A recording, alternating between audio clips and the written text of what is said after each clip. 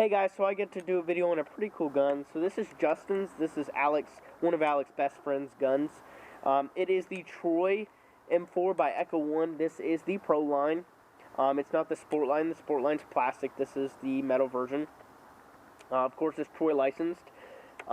This gun is pretty bare, but this is his backup gun. So I'm just going to start from the back, go to the front. We've got a VFC QRS stock. I'm not a fan of these. They wobble a little bit on almost every buffer tubes, which is, it's not too much wobble, at least on this one. It's like it's honestly not bad. It would not bother me, but it's easy to adjust. You just hit this button and you can adjust it. I believe the buffer tube 6 positions. You've got this cap back here that you can squeeze and lift off, so it's one piece, so you're not going to lose that. It does have these little caps here.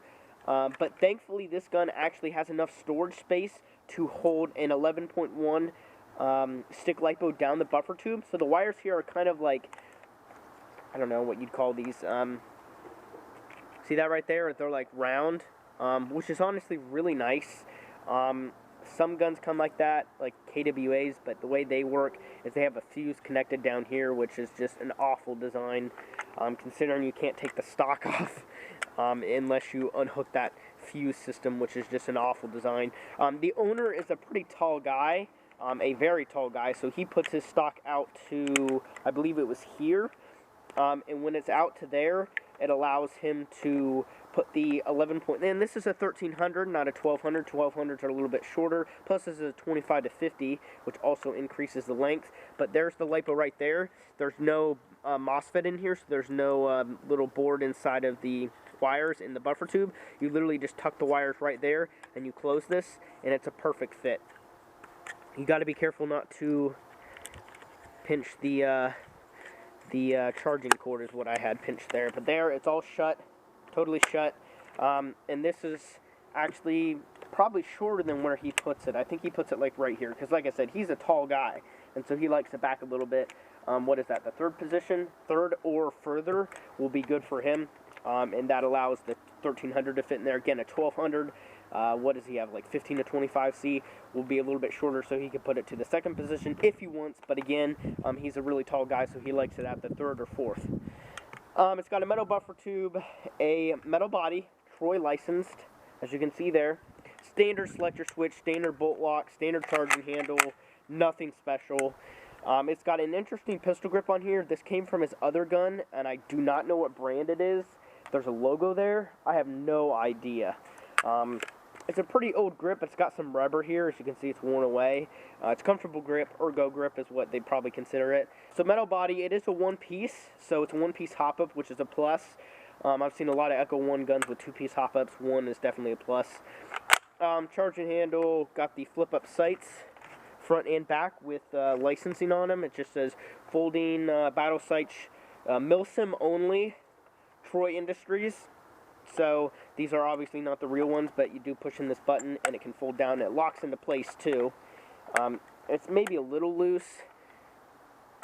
Yeah, it doesn't quite click down. It clicks up though, so clicks up. Same thing with this one.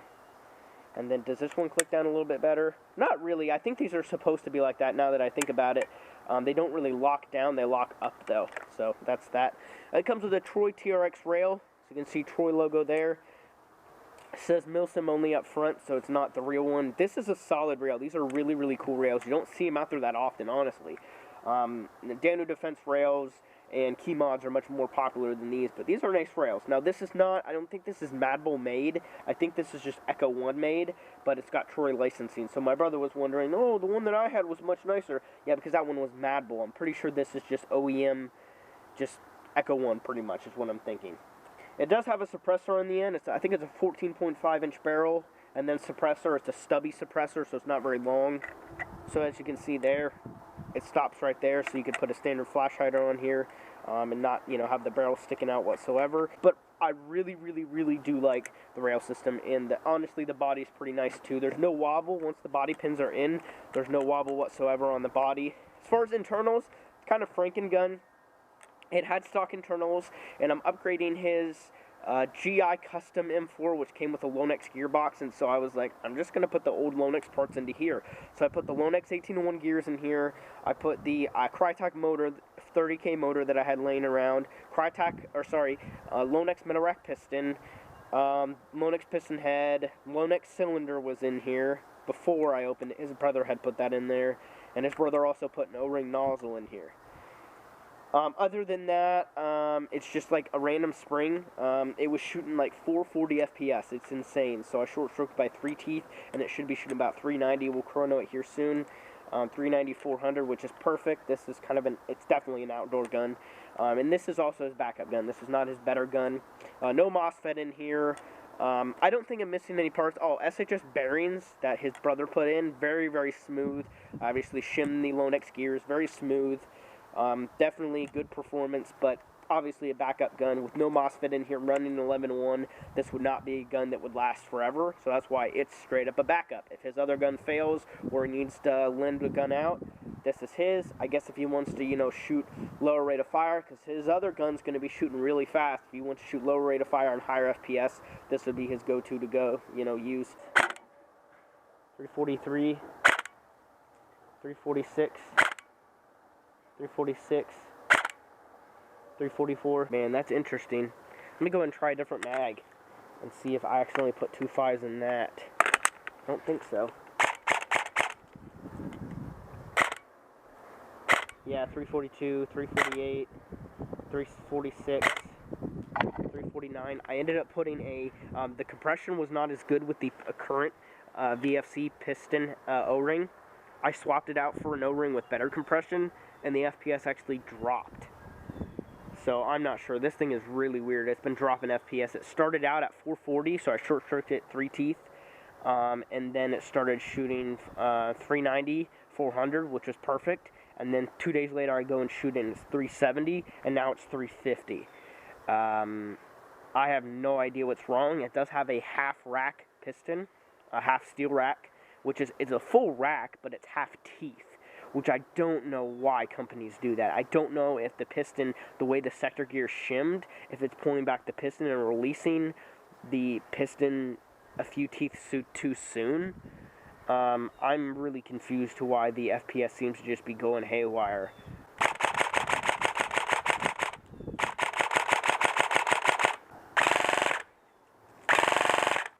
Alright, so I'm back. I tried a few different things. I tried replacing the tappet plate, even used a larger sector chip, and the FPS went down. So something is wrong with the timing and all that sort of stuff, and that is a huge issue with some AEGs. Some AEGs just refuse to work. So pretty much this gun is stuck pretty much shooting 350 FPS, as we saw. For some weird reason, it's only shooting 350, even though it was shooting 390, 400 before. A different O-ring, it's sealing properly. I have no idea. It is weird. So 352, 359, 354. Alright, homies, so I really apologize for the lighting here. I actually purchased light boxes. I'm actually putting together a corner of my room to start making videos, so I'm doing some work with my room. But I ended up putting a full stroke sector gear in here. I ended up using the stock sector gear, which has a bigger sector cam on it, which is perfect, honestly. So I don't have to use an external sector chip. And honestly, this one's probably better than the one that's on the Lonex. So full stroke. Let's go ahead and put it through the chrono. 396. 402. 398. 398. Again, these are with 0.2 BBs. He's going to be using 0.25s. It's shooting like right at 1.5 joules. It's 1.47 right there. The 402 shot was 1.5. 399. 401. 404. 401. 403. 398. 398. So not too bad on consistency. It's not awful. Try full auto. 20.79, so the rate of fire went down 2 rounds a second. 20.78, so basically 20 rounds a second, 398 FPS, so this boy's smacking. Alright, so since this gun was going haywire with FPS, let's chrono it with .25s in this mag, and then these are .2, so we'll chrono it right after each other. 372, 368, 370, 369, 370, 365, 364, and 363, 1.53 joules, which is it's pretty good. It's, you know, higher than the .2. You know, some people are like, oh, AGs don't have higher joules. Only HPA will do that.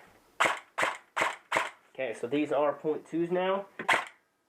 411, 405, 411, 405, 404, 1.51 joules. So again, it's, what was it, 1.454 joules with the 2.5. So again, the joules do go up even with AEGs. This gun keeps its FPS. So yeah, 404. Just go ahead and shoot full auto through it and see if it keeps its FPS. 408, 20 rounds a second. So you guys can see that, hopefully. Again, apologize for the lighting. Let's just go ahead and finish off the .25s on full auto. Let's put it through the chrono on full auto. Let me set the chrono for 2.5s again. 360, 20 rounds a second, 1.5 joules flat. Again, that's with the 2.5, so that's pretty freaking good. And feeding is absolutely flawless. Every BB but one, that's normal for these GMP mags.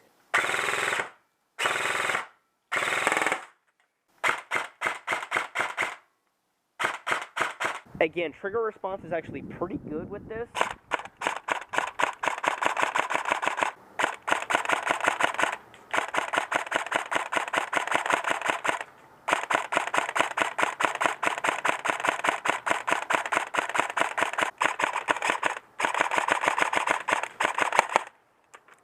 Okay, empty. Went through the whole mag. Let's try one of my Vietnam mags.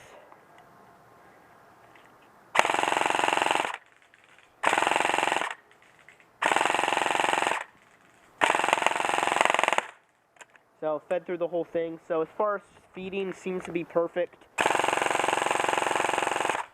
Now, these BBs are dropping a lot lower because these are actually .3s. These are some cheap .3s, and I'm just trying to basically use them up.